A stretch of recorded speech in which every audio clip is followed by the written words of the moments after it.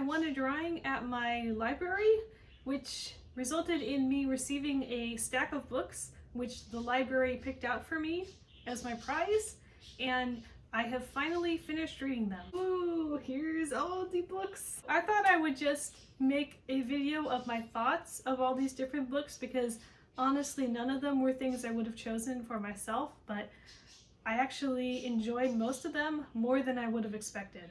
So this is the first one I read from the stack. It is called The Terrible by Yrsa Daley Ward. It's a memoir written in kind of a free verse style poetry or like more artistic prose. It's about this really interesting experience that the author had growing up in the north of England with Jamaican heritage on her mother's side and very strict Seventh-day Adventist grandparents. It's such a weird combination that I've never seen before, but it was interesting reading about. And her dad, whom she never actually meets, who was Nigerian, and he was having an affair with her mom when she was conceived. And she just had a very tough but very interesting life with caretakers who are not very good at being caretakers, like rapidly developing sexually and having that pressure put on her from a very young age, eventually ending up as a sex worker in that industry and struggling to find her identity her whole life.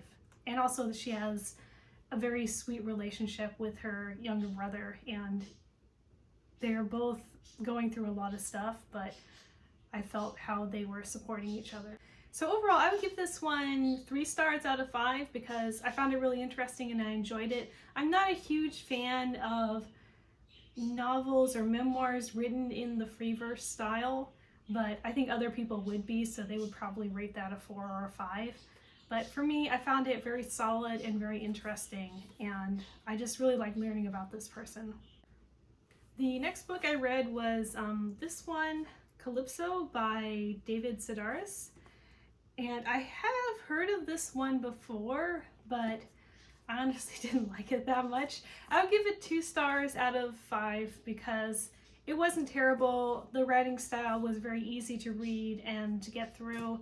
There were some interesting parts and some funny parts, but you really, there are some tonal issues in this. There are some issues of emphasis. It flips back between really interesting and deep stuff about his sexuality, his complicated relationship with his siblings and his father, how he and his siblings are getting over the suicide of their sister who killed herself when she was middle-aged, and that's a very tough thing. And I think we do tend to think of suicide as something that affects younger people more, and losing a sibling who is neither very old nor very young is a weird space to be in, and I liked how the rest of them were processing that. However, that's only a very small part of the book. There's a lot more about the Fitbit. There's so much about this Fitbit, and like you think you're done with the Fitbit and it just shows up again, and I'm just like, I've had enough Fitbit content. I don't need more. The feeling I got was that this is a compilation of a whole bunch of stand-up routines. I don't know if that's even accurate, but that's the way I felt when I was reading it, as if each chapter was meant to stand on its own and be performed live to an audience, and therefore the content needed certain comedy beats to it. It needed to have a certain amount of random humor sprinkled in because it was written with the idea that it would be performed and you have to keep the audience engaged while they're listening to a guy who's just sitting on stage telling the story. Whereas I think that doesn't translate very well to text because there's just a longer attention span when you're sitting down to read a book, and you don't need to have something random and funny happen every couple paragraphs or every paragraph, and you find it distracting. Whereas I think when you're in person performing, you can establish the tone much better and it's not quite as jarring. So that was my impression of the book. Probably a series of very good stand-up routines, that were rather frustrating to read in print form. So that's why I gave it 2 stars. There's also a lot of conspicuous wealth consumption in here, which, yeah. Rich people who don't know they're completely rich and nothing they're writing is relatable. So the next book I read was The Refugees by Thiet Thanh Nguyen, and this was by far and away the best book in the stack, both for enjoyment and for technical prowess. This author is amazing and very good at developing themes and writing really tight, really interesting, really ambiguous, but very relatable short stories. All these stories are about Vietnamese people, either immigrants to America or people living in Vietnam, and the struggles of their life and of the people they come into contact with as well, because there are some American characters too. So I would give this one 4 stars because I think it was really interesting and showed a lot of artistic merit. Weirdly, one of the characters in the story is a woman who's a ghostwriter, and the fact that she's Vietnamese and a ghostwriter just makes me think of Diane from BoJack Horseman, but I don't think that was intentional. The next one I read was Kudos by Rachel Cusk. Apparently this is the 3rd in a series, so I'm not sure why they gave me only this one without the others, or rather than the first one. I guess this was the most recently published and it's supposed to be a standalone. I like this one the least. It's kind of a draw with Calypso because I felt like Calypso was more annoying in some ways. I feel like this one had prose that was more technically proficient, but it also was annoying in its way because the narrator is basically just a framing device. The second to last book I read was Autonomous by Annalee Newitz, and this one I would also give 3 stars probably. It's kind of in between a 2-star and a 3-star for me because the writing was fine. I like anything with a futuristic world, but it just bored me a lot.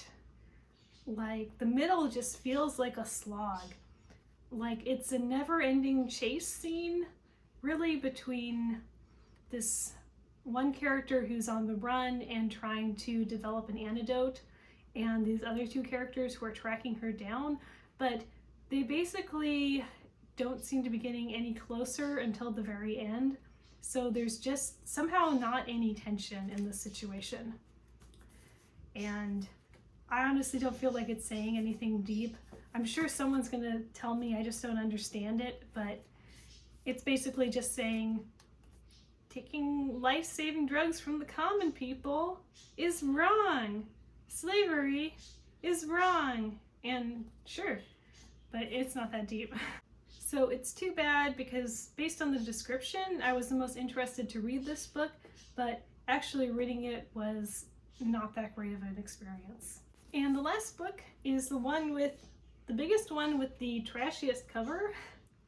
I mean, look at this. Look how hard it is trying.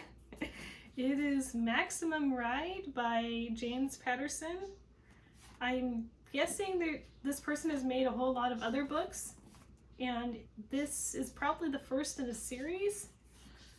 I would give this one 3 stars. I wasn't expecting to like it that much, but then there's sort of a very innocent charm to it. It really feels like it was written by a 14-year-old about a 14-year-old. Like some high school kid sat down and was like, okay, so there's this girl and she's like a super mutant and she's got angel wings. She's off on her own living with her 5 awesome siblings who are also super mutants with wings, and they've got to fight these evil werewolves that look like models. I don't know why they look like models, what they do, and like they're escaping from the evil scientists, and then they get caught, and then they fight the werewolves, and then they escape again, and then they're like exploring in New York City, doing whatever they want, and sometimes they just want to live a normal life, but they're also super cool in a way that normal kids aren't. And but it's better than a 14-year-old could actually write, but it has that shameless living out a fantasy sincerity to it that I really admire. And oddly, like comparing it to Autonomous, in Autonomous I never really felt like the characters cared that much about each other. But in this one, I really was sold on the relationship between the 6 siblings, and I was rooting for them a lot. So that's why I like it better than Autonomous, even though the style is much more immature. The chapters are like all 2 pages long. Like, that's another thing that makes it feel like it was written by a teenager, because I can never make my chapters longer. I mean, look at this. Look how quickly it ends. But I feel like this one had some heart to it, even though stylistically it could be sloppy and random, whereas Autonomous didn't have that heart. And I actually enjoyed this one. It was quite a silly ride, but I did enjoy the ride. So that was my summer reading. I don't know what I'll read next, but it was definitely interesting, and thank you for watching.